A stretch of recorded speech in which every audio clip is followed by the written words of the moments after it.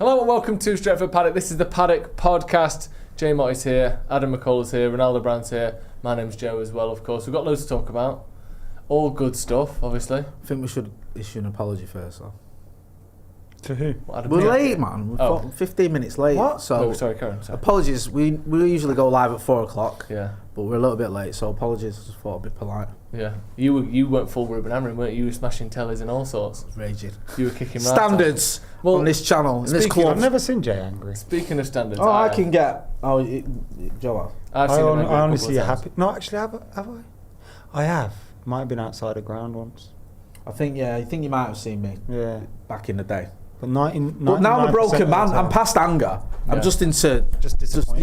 Just disappointed. Just Acceptance. deflated. Acceptance, that's it. Well, that's I've what not got we're anger in me talking about anymore. Today are Is he things not? worse than we expected? More's the pity. Are things worse than expected? How have things got this bad? Did anyone expect it to get this bad with Ruben Amorim? What's that's this what bad? we're talking about. Man United. Europa League winning Reds. See, this is what worries me about Maka. Yeah, He's still got that now, but he goes right. He's all right in a minute because The minute we lose, I'm that's what I mean. finished. He becomes It's only the first leg, though, unbearable. anyway. If we lose, They're going to finish it in one leg. What? like if we lose to Sociedad like 5-0, what? And I've just learned. What's that? Is that helpful? Oh, Producer Ethan. Producer Ethan shouted. What did you shout? Shout with the group. Sausage Dad, and then they all laughed. You sausaged your dad. Okay. Hey, Unbelievable. Oh, honestly, just clocked his fleece. right? Can we not shame him about his fleece? Peace. Right, we'll not have his fleece No, bandied man. around Right. his channel willy-nilly. We've started this off all random and all over the place. Should we have a bit of You know what I've just learned, Joe? Go on. Chido Obi's not available for Thursday. Well, let's start with And I might just Fold the club. let's start with that. I might. So, for anyone who doesn't You're know getting about a train this, because tonight, this you is might not get news on from it. the last sort of hour or two, isn't it? Chido Obi, obviously United's Best player ever. is No, not I don't want Adam to do this. is for not the kid. No, I Chido don't need to do it. is not available for United's Europa League campaign because I think it's around Christmas.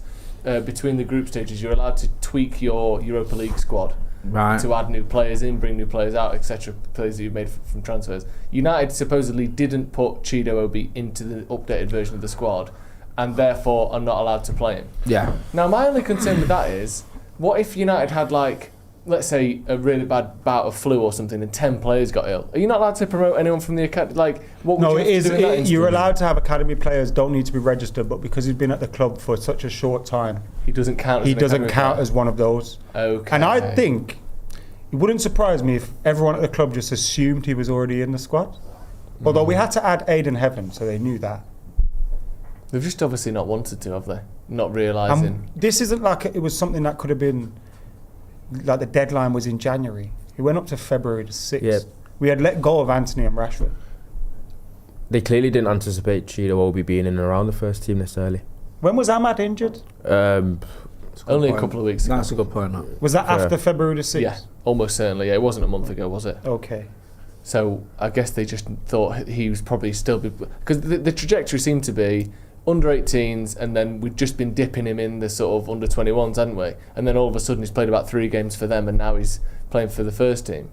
So he was meant to still be dipping it down. He in the looked good 21s. as well, didn't he? I'm not bothered anyway. Go on. It'll rest him for the Arsenal game. Oh, for God's sake. Yeah. What? Hey, I like the way you're thinking, you know. Do you know what I mean? Hey, thank you. He hates them as well. He hates them as much as me. And he's going to ram them tweets that they've been posting about him right down the TikTok. tuna mouth. Yeah. Random tweets they've been sending him on Yeah, TikTok. whatever it is on social media, on MySpace. Yeah. Yeah. Snatchpat. Snap, Come yeah. on over to my Don't worry, he'll smash it. Yeah. We'll be all right. Yeah. Mate, he was so good. I know he didn't score, but he was so good, man. He was better at missing than Højlund was. Do you know what I mean? That's See, how. this. We've got to have a laugh at him. We've got to have a laugh. No. Højlund's never there to miss. That's what I'm saying. Chido was way better at it. But he made himself 3 chances. Remember when I was No, he saying did. to No, you, he played well. Chido. good We said it strikers to you make after the chances game. that they sniff them out. Yeah, and I tell you Everyone what's was good. scared of Bassey, and he went, "Watch this, I'm skinny as fuck." Well, that was good. Get out just of the that way. little Yeah. nudge, just as Bassey's jumping off the floor, because we was talking about yesterday. You were at the game. I don't know if you weren't at the I game. wasn't at the right? game. No, I Oh, right. wasn't. Jay was at the game. Yeah, some of us are actually fans, you know what I I mean? don't know if you know this, Jay. Sorry, but man, we're honestly, E-Reds. Throughout the I was game, driving back from Newcastle. Calvin Bassey must have been on the screen 70 times. It was like every time you looked at the camera, at the screen, Bassey's face was there. Because he was scoring, he was like the main character of the game yesterday. Yeah. So it was good to see someone actually getting the better of him. Chido timing that little nudge as he was leaving the ground so he could push him out the way without fouling him. And then the second opportunity, he did everything right with it. Opened his body up, tried to bend it. Yeah. He just probably needed to not as get a He grew into sweet it, man. hit on as he did. grew into the game. Two good Great saves from saves, Leno, though. innit? Yeah. But that was one of the biggest questions with Chido Obi, is whether the fact that against his own age group in the academy, he was so physically dominant against the players of that age, is whether it would translate when he came to the first team. And from what I've seen, it looked like it does translate physically, which is a good sign. There's a couple of times where his touch was a little bit off, but again, you step in the pace up. There's one where I also think he didn't into his expect, feet and he like didn't Bruno quite played a control it. pass through to him, which kind of like it was a deceptive one. Like he's not used to playing with players like that. No. Fired it in as well. Yeah, You can tell he's still roaring it, but that's why I'm not going to do what Adam's doing. What did I do?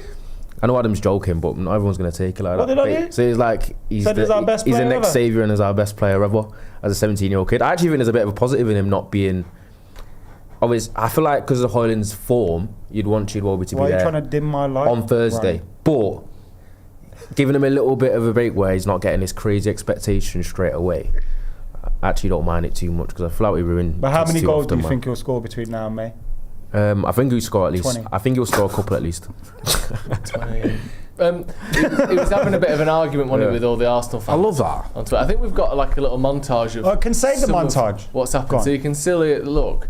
What team just put Man United? Just still at Arsenal. A little skull reply. Is that really him? Yeah, It is him. I think so. Yeah, It's not like it's not just Ethan's someone made a pretending to weird be him. account. No, this is actually him.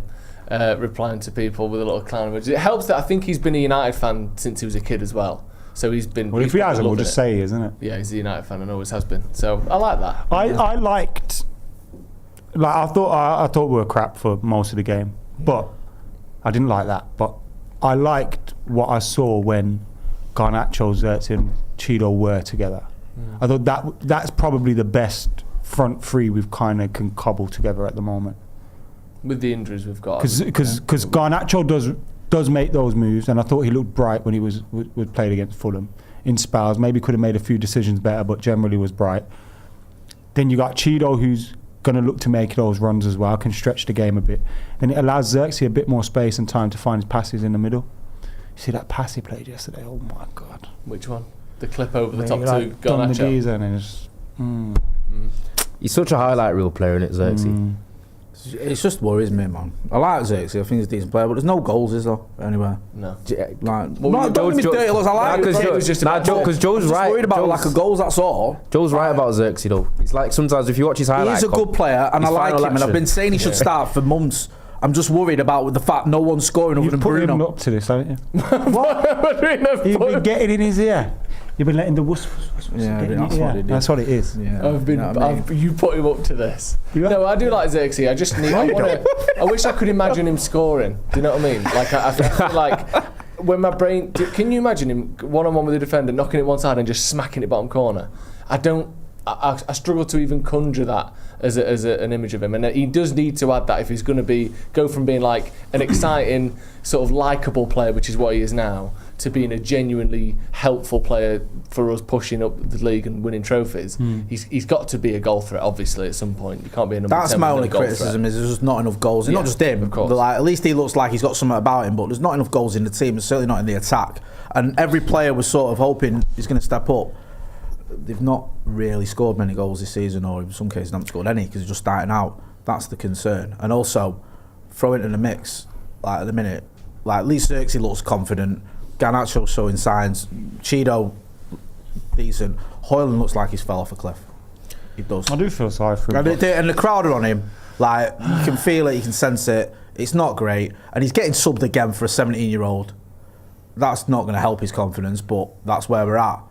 And now it's like, well, you're probably going to start in the Europa because we haven't got anyone else. Hoyland scores against Sociedad. Hope so. Oh, yeah, I think. He's usually a little bit better in Europe, but even that's gone a little bit wayward. I do feel for him Seems because it's horrible. You Yeah. can tell he's suffering, but he's just not scoring. No. Let's talk a bit about where we are then, because I think man. it is worse than anyone expected, isn't it? what we sort of 20 or so games into Amorim's tenure at United. Yeah. Did you think when Ten Hag got sacked and the new manager came in, that things would get markedly worse? No. I might have stuck a little flutter on us winning the title. No, you didn't. Did you? I can't even cash out mine. Didn't you both do that, actually? I forgot about that. Me and Mac may have had a conversation late one evening. And well, worth a few quid. How much have you put on that? Not much. It was about 100 to 1. So it was still mathematically possible until last week. Do you know what I mean? No, I didn't think that was going to happen. It was messing about. But I didn't think we were going to end up in 14th by beginning of March. Yeah. I mean, that's ridiculous, to be honest with you. And it's not just how we've ended up there. It's the nature of some of these results. Do you think it's mad that we've just accepted it, though? But in what way have we accepted it? We're almost like... It is crazy Manchester United being in 14th place in March. Do you know what I mean? I don't think... Other teams, like, when they fell off, they didn't fall off like we have. Like, like the big teams. I don't mean like City used to get relegated. Chelsea did. No, even them. I remember when I was a kid, Chelsea used to get relegated. Like, they weren't... When we played them in 94, they were, like, bottom half of the table. Like, Arsenal, Liverpool, teams like that. Yeah. When they fell out... Like, Liverpool, I remember laughing at them when they were, like, 10th under Hodgson or whatever. And now it's like, we're in the bottom half. But you mean, you look at the team, though, yeah? And outside of the defenders, I thought, it's mad to see... I've just looked at this app. Yeah, Lenny Yoro's got 5.9. I thought he was min. I thought he played well. Who's that by? I thought... Fucking idiots, I see. Exactly. I thought Lenny Yoro was very good. I thought Maguire was very good. And I thought De Ligt were very good. And Maguire and De Ligt's distribution from the back was impressive. Like, they were picking out those wide passes to the fullbacks. But if you generally look at the team, and the squad that's at our disposal, Onana in goal... played well against Fulham, but still, we know, question marks. Move past the centre-backs, you go, he's never wanted Eriksen and Casemiro in there. We all know they're going. Yeah. Like, we've got Ugarte, who's been injured. Kobbie Mainoo's out injured. We're having to drop Bruno in there sometimes. So, Toby Collier's even injured. The midfield selection is non-existent. Yeah. Out of any decent player apart from Ugarte. Yep. Delo's playing every single week. I don't know how he's still going. His form's up and down, like God knows what. And then you've got like a dysfunctional front three. Like there are no players. You've got nothing on the bench, nothing in reserve. Like that's why I think everyone's kind of going, wow, what else can we do with this squad? I know you could occasionally... What else can we expect? Maybe we could have beat Fulham. Of course we could. Maybe you could make some decisions here and there. But when you look at our top earners, most of them are either at other clubs or here and never involved. And then you've got loads of youngsters on the bench. We haven't even got enough to fill out that bench. Like, there's a point yesterday. The squad is shot to bits. On the squad side of things, there's a point yesterday where we got a super chat, and we'll get to some of the chats in a second, by the way.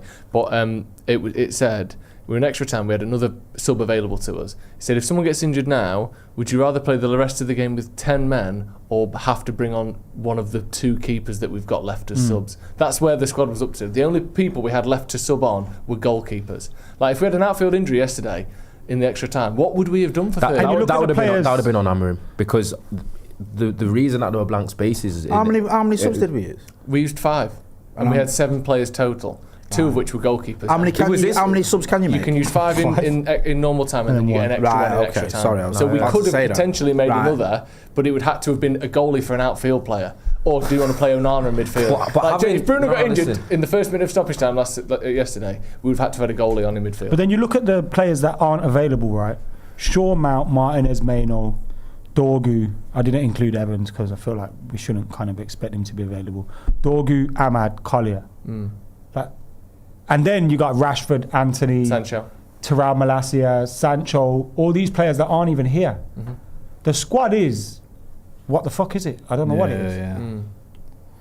It's not great, and now it's... Like, what do you want to... It's really thin. What are we supposed to do with this squad? Fulham, I looked at Fulham's bench yesterday and I was like, fucking hell, some of them would start for us. Yeah, 100%. Smith Rowe would start in midfield for us now. Who did they bring on? Willian would start for us. He's 46. I think they had Jimenez on the bench as well. He starts up front.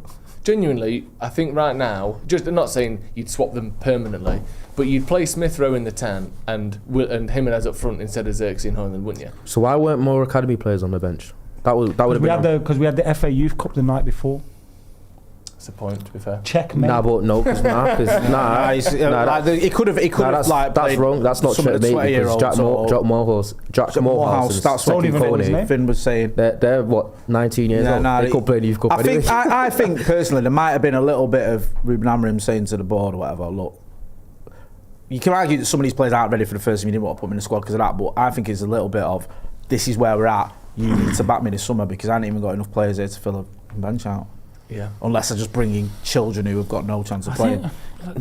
Everyone just be. I don't know. I feel like he weren't brave enough though. I feel like he had him on the bench previously. I feel like going into an FA Cup tie where you could potentially go to extra time and having a bench that thin, rather than having a couple of youth players there as body. I'm with you. I would have put someone like Morehouse on the bench or whatever, but I don't know. Maybe is he trying to send a message? Towards the end of the game, we had Casemiro and Bruno in there, so it's like, would you have brought Morehouse on for one? I thought Casemiro, as frantic and mental as he is, I thought he was actually okay when he came on against Fulham. But like, he was trying to get, like, would you make that sub there? I don't know. But what if he gets injured then? What are you saying? You just play with 10 men in it? Yeah. Because you're not putting a goalkeeper in midfield. Hold on a minute. Someone's just gone, like Mike said, it's a super chat. He said, so you're telling us the coach needs 11 new players to beat Fulham and Everton? No, but look at the squad that's available. Like, look at this. We've got Rasmus Højlund who can't hit a barn door. You got fucking, who else is up there? You got Nacho who's Xerxes don't score as great as he is. He's not going to score. Oh, come on, you're allowed to say that, and I said it. Give me a dirty look. Because you're a disgrace. All right, fair enough. And then you look around. Who else? Can't argue with that. No, that's it. What? There's no team. No. Eriksen. I know you was being Casemiro. And also, combined age of 90. The whole thing of like you can't beat bottom of the league or this, that, or Fulham and Everton. We have beat Arsenal and City since he came in. So it's not, obviously it isn't just binary. If you're better than Everton, you beat them every time. If you're worse than them, you lose every time.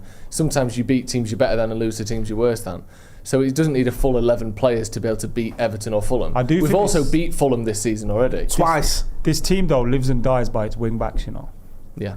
And the wing-backs, we miss Paddy Dorgu, who's been here 2 minutes. Like, you have no width if your wing-backs aren't good enough. I want to move on to talk about the Amorim and some of his quotes. Sorry. These players, just saying like these players that have barely played, all of a sudden are essential. Like Chido's essential, Dorgu's essential. Even someone like Toby Collier, we're missing him. Well, even Ahmad. Yeah, Ahmad who's like... We never played him. It's like the season's over when he got injured. Yeah. I want to get through some of the quotes from Amorim, a little bit of a look at comparing him to other managers and the sort of cycle we go through. Yeah, this isn't going to be nice, is it? But before that, what is this self-harm that we're conducting? I want to get into some super chats, Adam. We're going to make a pact at the end of this. Paul Gill says, great to catch you guys on the live. Honestly, I think we need to be as positive as possible. The club needs our support. I'm telling you. It's the thing is how possible is it? But listen, like seriously, like we just kind of look. Some of the results could be better, but take your heads out the sand. This squad is shot to bits. There's no one available. The players that are available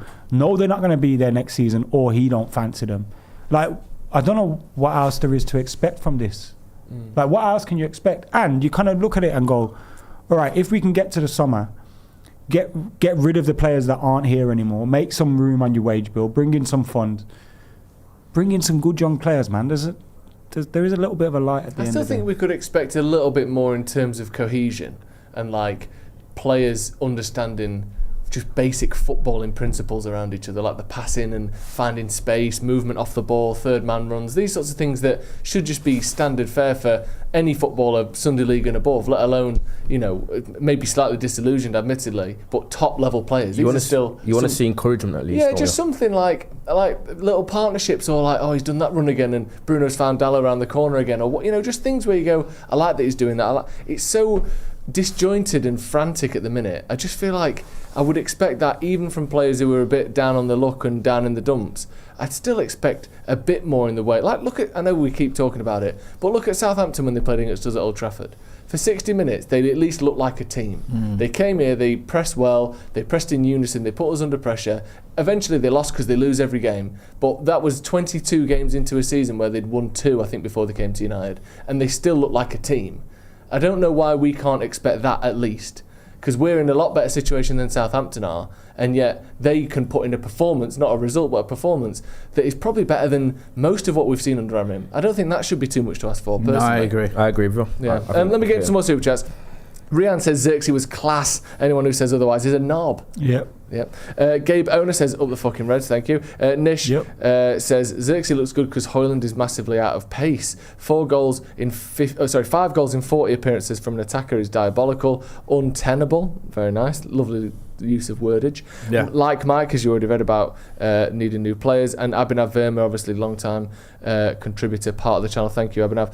Says, who's this Luke Shaw fella? I heard he plays for us. When did we sign him? Also, this dude named Mason Mount. That is another point to what you're mentioning, the availability of the squad. It's just shot to bits. Yeah. And I understand what you're saying. We should maybe see a few different things and all that. Yeah. But then we can hardly get us.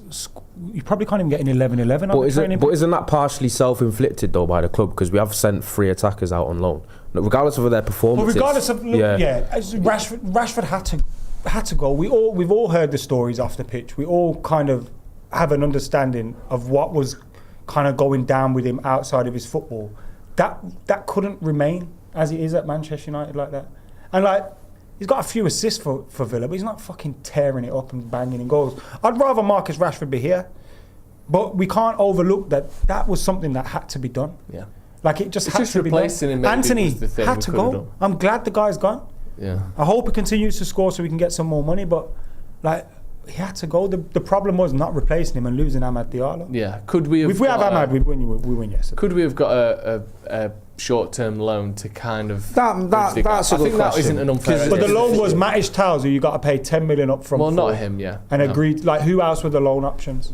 Again, no, I didn't know. I'd never considered Weghorst or Igalo, and yet I would have taken either of them. Oh no! Honestly, I would have. What, you don't think Weghorst would be playing for us now, or Igalo? No. Igalo would be starting against Arsenal. He cried because he scored a goal, Joe. Yeah, he fucking scored a goal. A goal.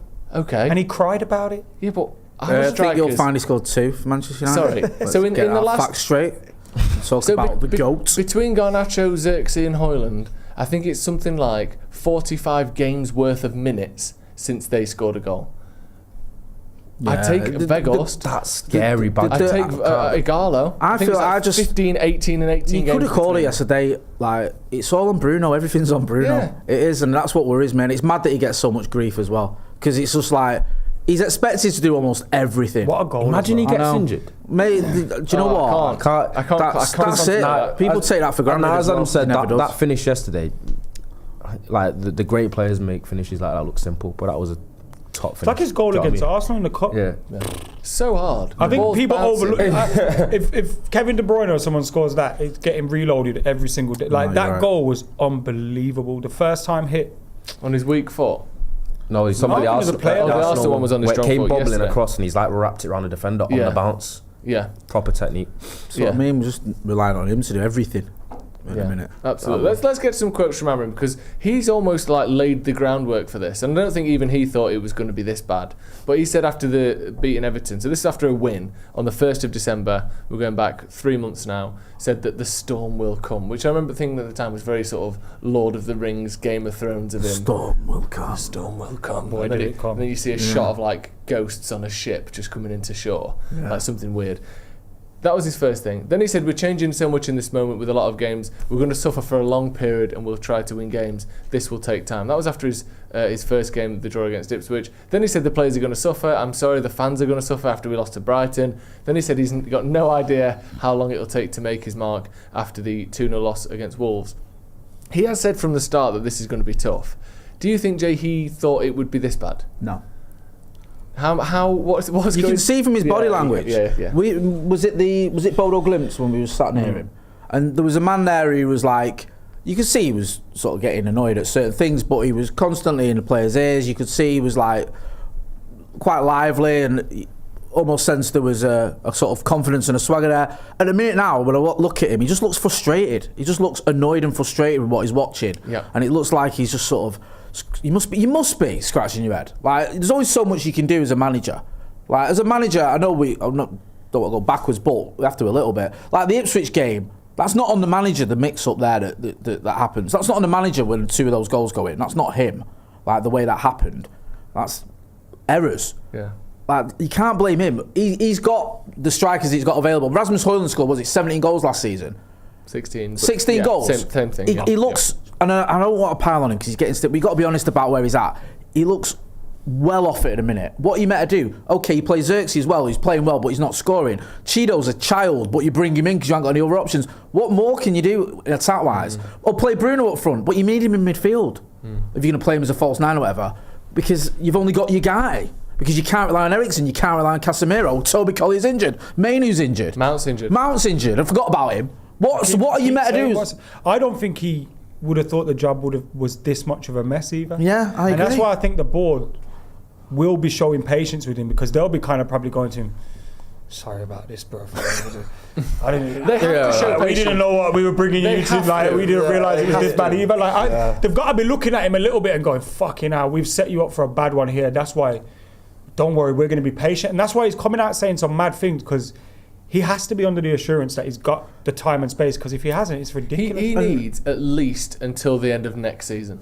Because I agree. I think the clock resets in the summer. The clock resets in the summer, and unless something crazy happens between now and the summer, and they go, oh, we've got to get rid, which I don't want to happen, obviously. No, I know you but don't. If they give him the summer, they have to give him all of next season, because firstly, you will never know if it turns around or not without giving him time with his players. And secondly, if we get to next November and sack him, then the new manager just gets the same treatment that he's just had. I also think you can't do that. Theoretically, you're saying the clock is set in the summer, but you do know they won't see it that way. I don't care who's they. Ineos won't see it that way, I don't reckon. But they have to, because I think one of the things as well that we overlook as football fans a lot, and Ruben Amorim's not the only manager that would have had to deal with this, but the environment that they're working in and the environment they're trying to get the best out of players in, that those players are trying to function in.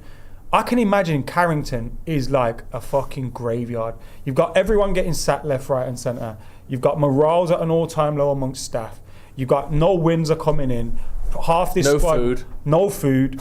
Half the team's injured and out and not on a training ground. Then you've got probably training day squads which are made up of a lot of young players that know they're not going to really be playing in the team, and they're just kind of there to make up the numbers in training.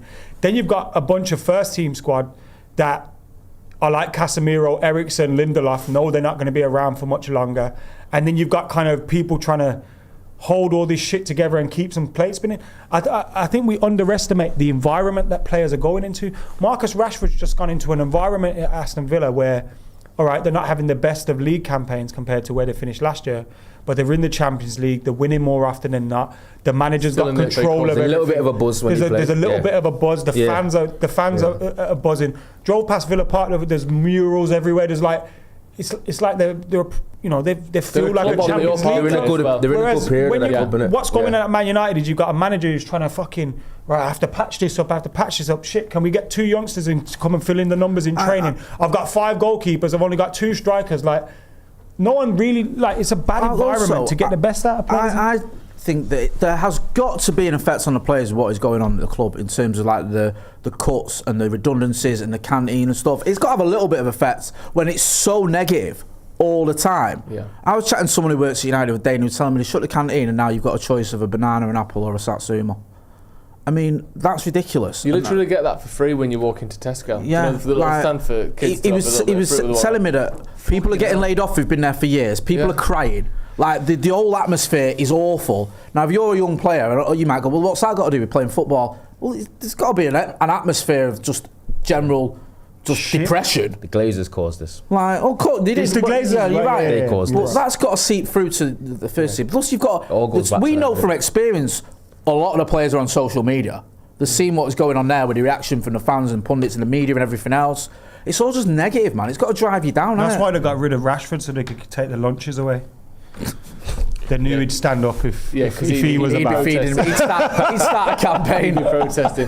Ratcliffe stands down. Yeah, I haven't none of this. Just on what the Tories now, I'll fight you big fat Tory. It's good though with Rashford. It's a good point, and same with Anthony, and it's the same with a lot of there's clubs in the league that are on an upward trajectory just generally. Newcastle's one of them, Brentford is one of them, Bournemouth, Villa are one of them, obviously Forest. And then there's teams that are on a downward trajectory. Like, it feels like this season City's on a downward trajectory, United are, obviously the teams below us.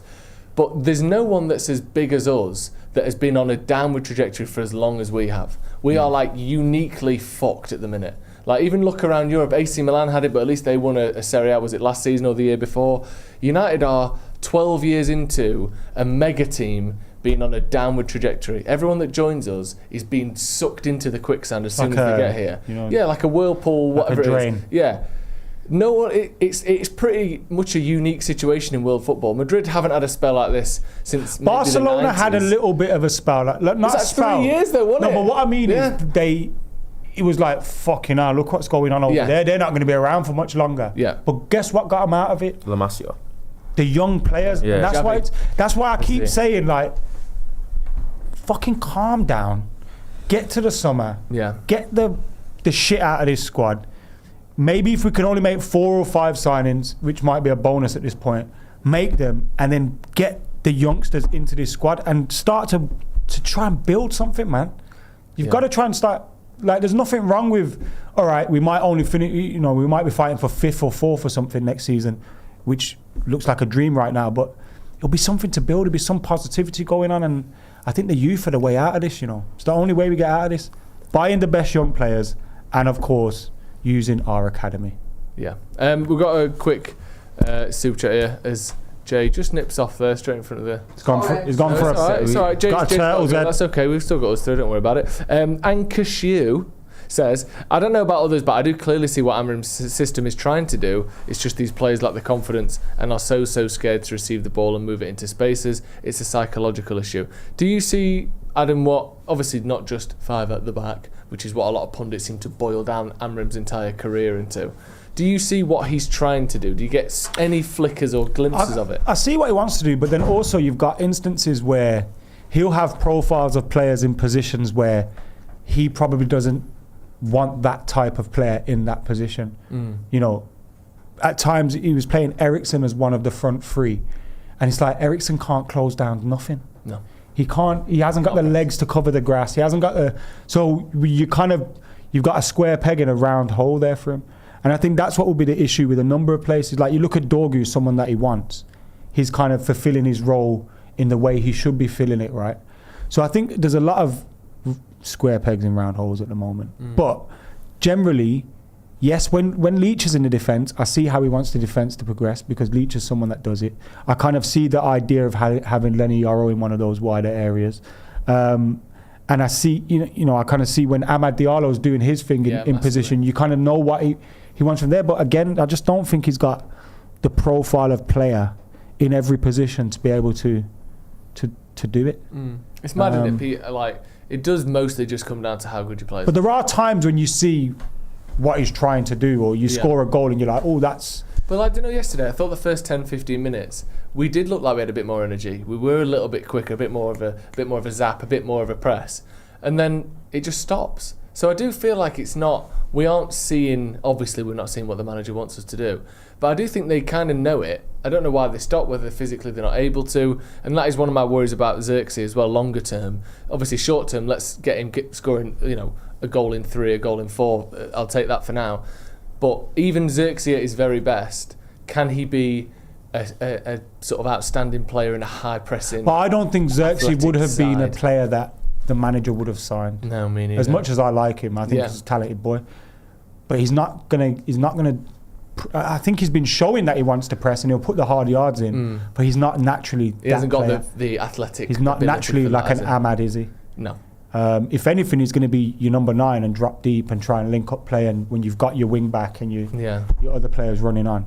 But even then, I don't think that would be the profile he would have signed. No. Yeah, Xerxes kind of works under Ten Hag maybe, but even then, I wonder where that signing came from. I don't know. I like Xerxes. I just feel but he was. Did he fit under Ten Hag? I think he was scouted a lot by different people in Italy, wasn't he? And I don't see how he would have even worked for Ten Hag. To be totally honest with you, I don't get it. Do you see it? Are you both concerned in a way about?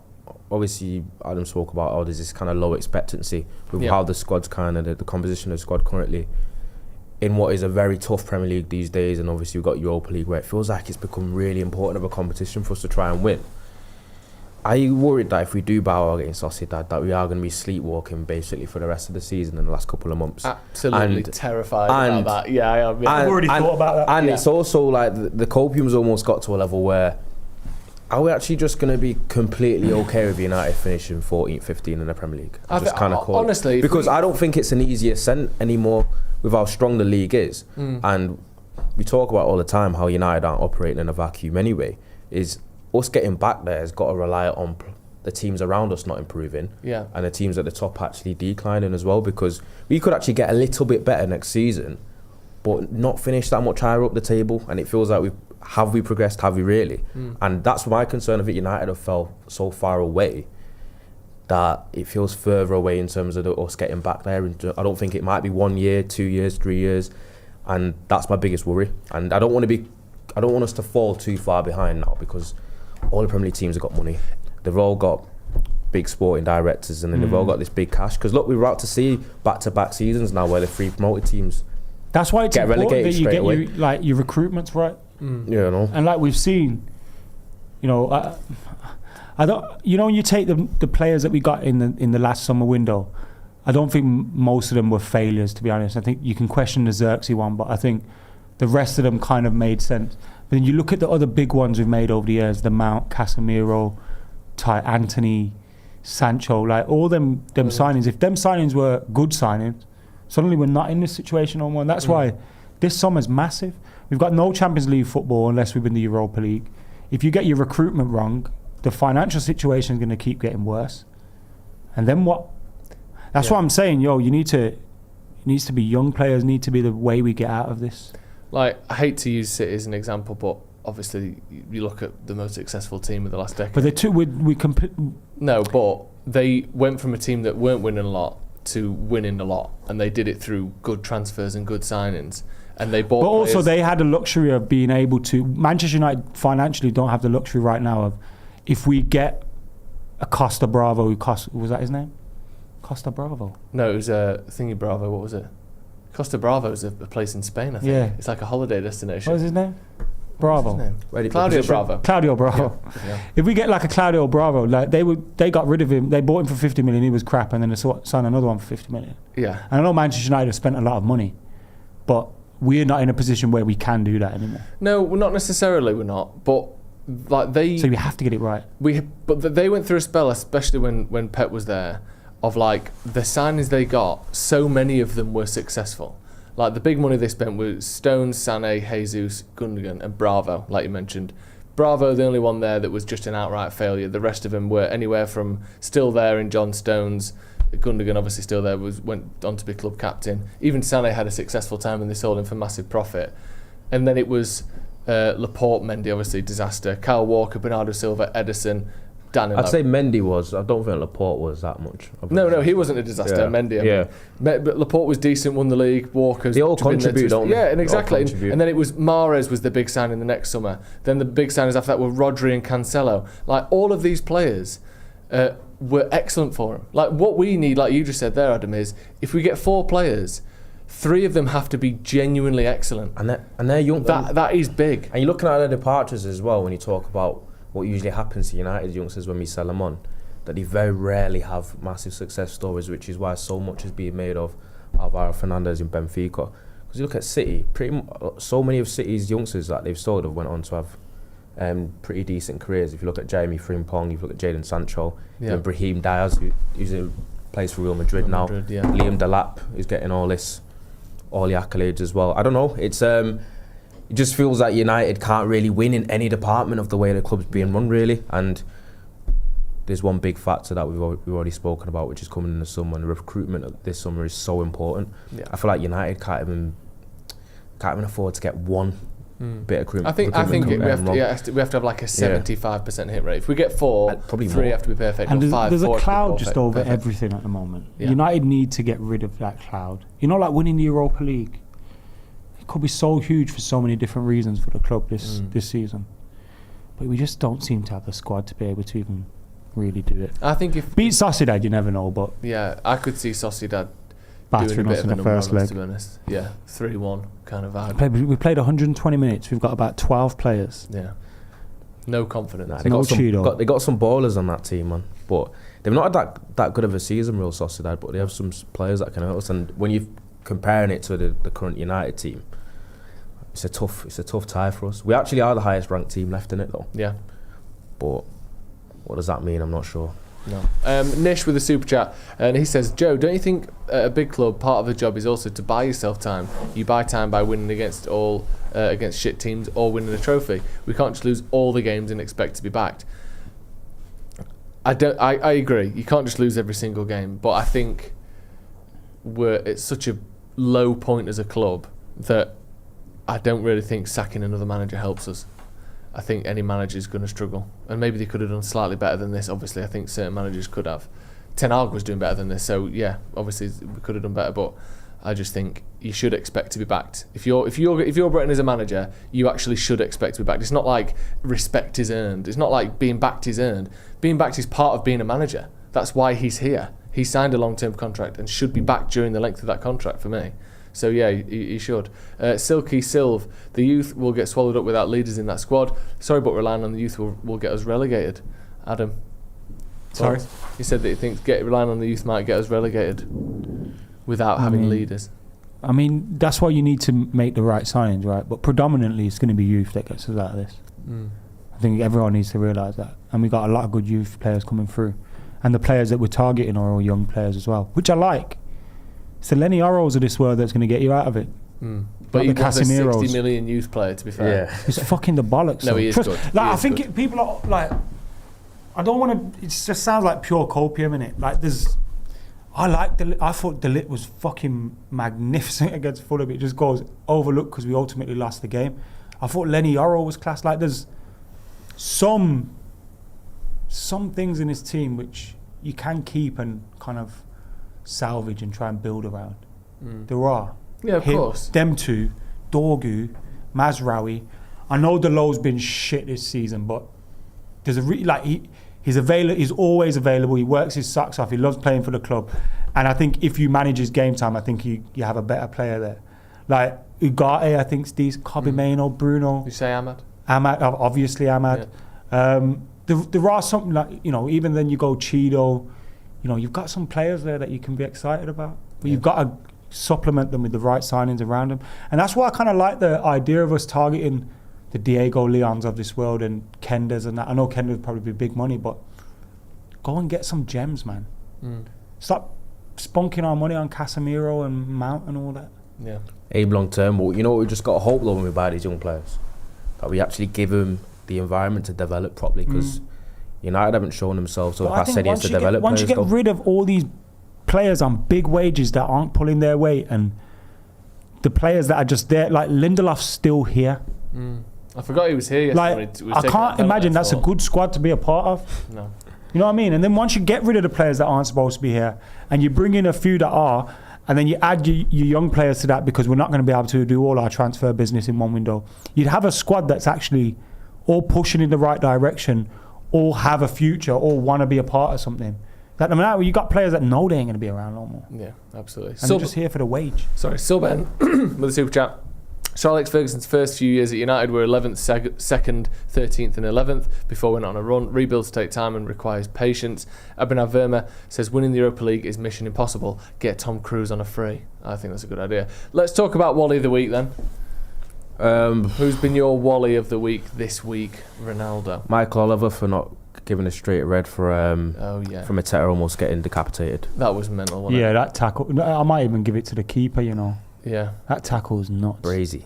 Just kicked his face off, didn't it? I think I've never seen anything like it. There was the one. Who was the one? Was it Edison or was it a Chelsea keeper against? No, Mane kicked Edison, didn't he? That's the one. Was it that? Would Mane kick Edison or did Edison and Mane?